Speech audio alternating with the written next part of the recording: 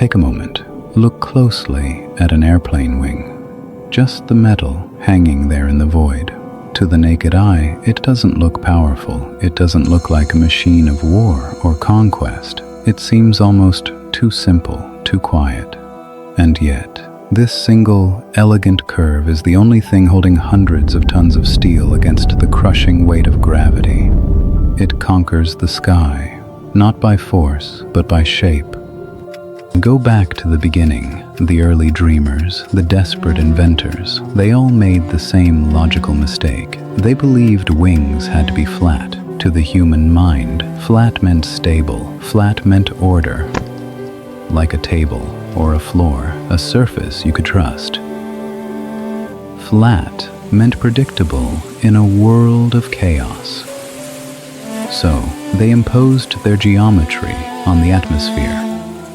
They built stiff wooden boards, strapped them to their backs or their machines, and they called them wings. But the sky had no interest in their straight lines. It completely disagreed.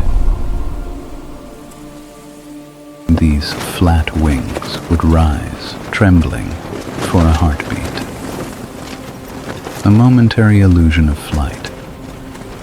And then, inevitably, they would sink. Dragged back down by a physics they couldn't comprehend. They shuddered violently. They shook the pilots to their bones.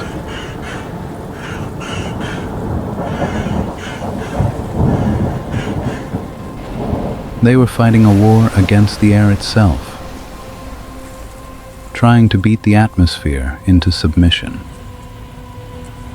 But they failed to understand the element they were trying to conquer, because the air is not a wall, it is not a solid barrier.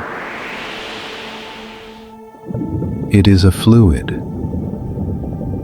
a chaotic, invisible river that refuses to follow a straight path.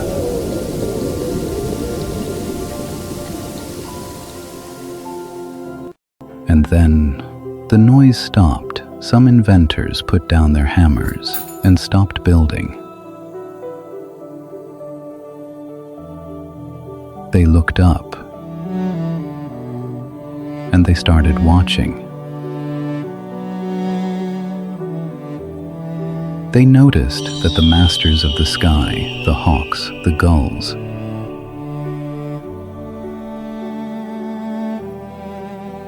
did not use flat surfaces. Nature rarely draws a straight line.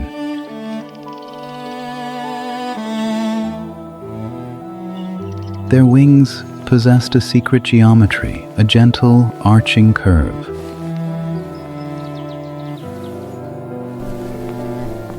So subtle you could almost miss it.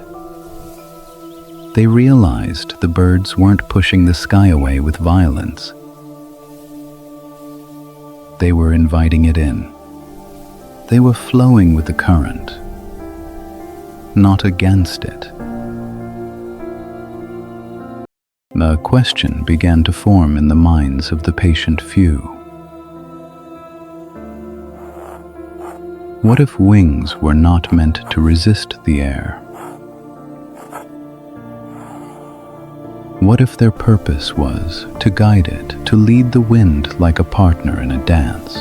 What if a small, unassuming curve could rewrite the entire conversation between humanity and the sky? It was a whisper of an idea, but that whisper was about to open a new era. Here is the invisible truth. When the wind meets a curved surface, it makes a choice. It is forced to split. It moves differently above and below. Over the top, the air must rush, sprinting to catch up, stretching itself thin.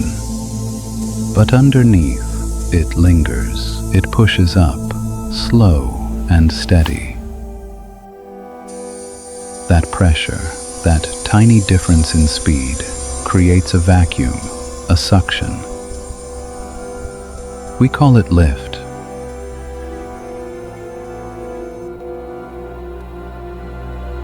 But really, it is the sky itself pulling the machine upwards into its embrace.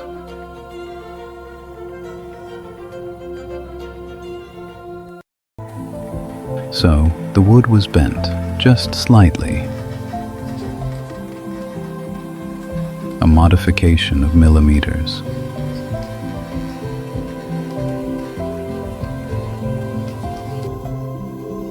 The sharp, angry edges were softened into a teardrop shape, smoothing the path.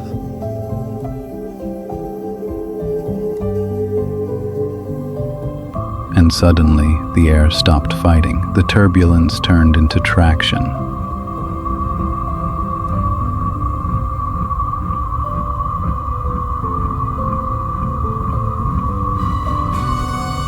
The aircraft rose, not by force, not by conquering gravity,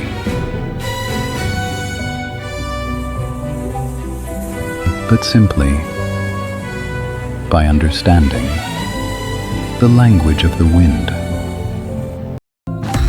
Look at the giants of today. The modern jets screaming across the stratosphere, they look like different beasts entirely.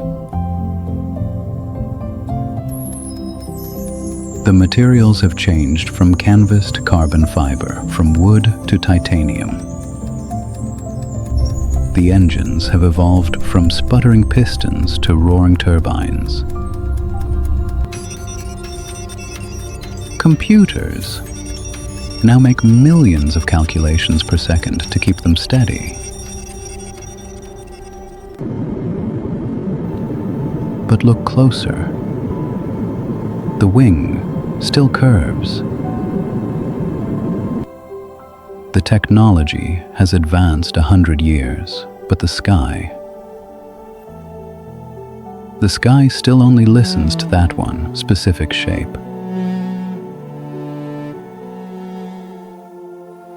Inside the cabin, passengers sip their coffee. They rarely glance at the wing, holding them 30,000 feet above the earth. They trust the journey, they trust the machine. But mostly, they are trusting a law of physics they cannot see. Because true balance feels invisible. It feels like nothing at all. And the strongest design is the one you forget is even there. The gates of the heavens were not unlocked by gunpowder, or fire, or power alone. They were unlocked by listening, by observing the silence of nature.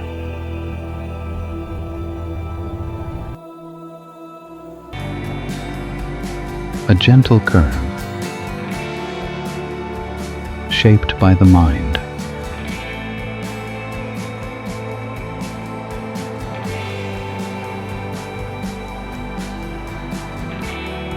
A quiet idea that defied the impossible.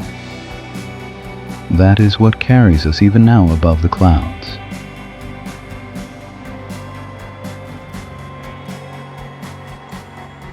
We didn't get louder to conquer the sky. We just got wiser.